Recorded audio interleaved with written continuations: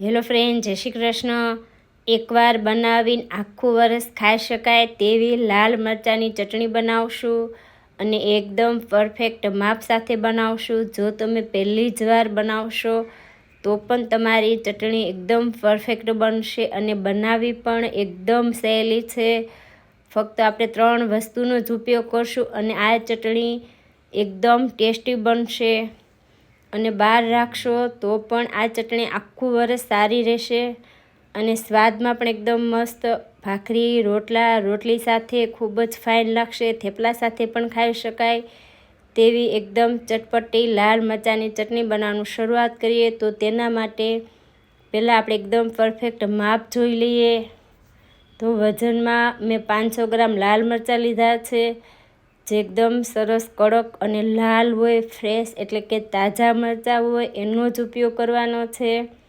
તો વજનમાં 500 ગ્રામ મરચાં, 200 ગ્રામ ખાંડ, 1 ચમચી મીઠું, આપણે 2 લીંબુ લેશું.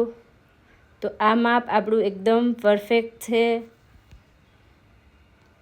મરચાંને મિક્સર જારમાં ટુકડા કરીને લઈ લઈએ. તો મરચાંની અંદર જે નસો અને જે રગો છે, જે બિયા છે એ કાઢવાના નથી, કેમ કે ચટણી થોડી સ્વાદમાં તીખી બનશે તો ખાવાની મજા આવશે. તો ટુકડા કરી અને થોડું લીંબુ, થોડું મીઠું અને ખાંડ એડ કરી ઢાંકણ બંધ કરી અને આપણે ક્રશ કરી લેશું.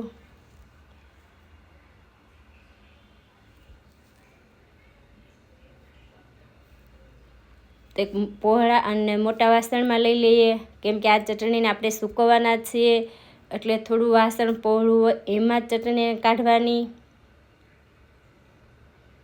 આ જ રીતે બીજા મરચાંના ટુકડા કરી લઈએ. પણ એક વાતનું ખાસ ધ્યાન રાખવાનું છે, આમાં પાણીનો ઉપયોગ બિલકુલ કરવાનો નથી. તો આ રીતે મરચાંના ટુકડા, લીંબુ, મીઠું અને ખાંડ એડ કરી અને ક્રશ કરી લેશું. તમે પાણીનો ઉપયોગ નહીં કરો છતાં પાણી જેવી લિક્વિડમાં જ આ ચટણી બનશે, કેમ કે મીઠું, લીંબુ ને ખાંડ ભેગા થાય એટલે થોડો પાણીનો ભાગ છૂટો પડે. તો આ રીતના લિક્વિડમાં આપણી ચટણી બનીને તૈયાર છે. પણ આ ચટણીને સૂકવવાથી એકદમ સરસ કડક થઈ જશે. તો બધી જ વસ્તુ બરાબર મિક્સ કરી લઈએ.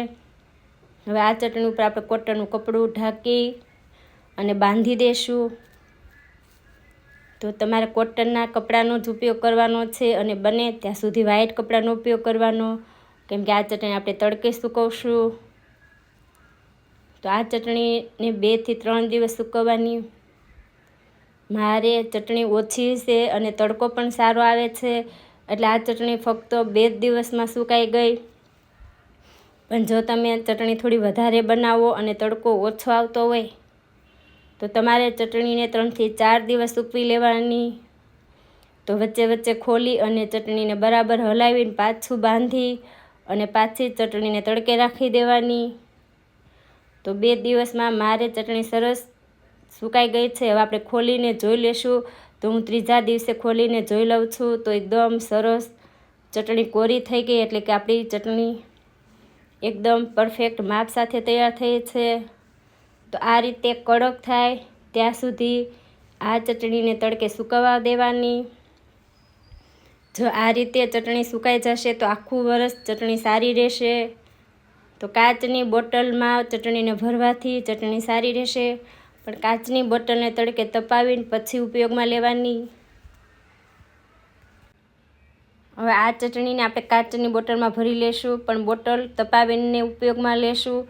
તો તમને આ રેસીપી કેવી લાગી એ કોમેન્ટમાં ચોક્કસ લખીને બતાવજો. અને મારી રેસીપીઓ તમને ગમતી હોય તો મારી ચેનલને સબસ્ક્રાઈબ કરજો, લાઈક કરજો, શેર કરજો અને એકવાર ચોક્કસ આ ટ્રાય કરજો. ખરેખર ચટણી બહુ જ ફાઇન બનશે.